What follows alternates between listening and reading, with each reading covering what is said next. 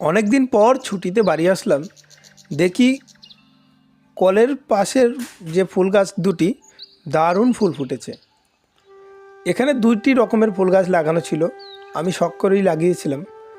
যেটা চেয়েছিলাম সফল হয়েছে, কিন্তু জায়গাটা অনেক বেশি নিয়েছে বলে এখানে একটা কলম কেটে রেখেছি। এই জায়গাটা দিয়ে চলাচল করতে খুব অসুবিধা হয় সেই জন্য।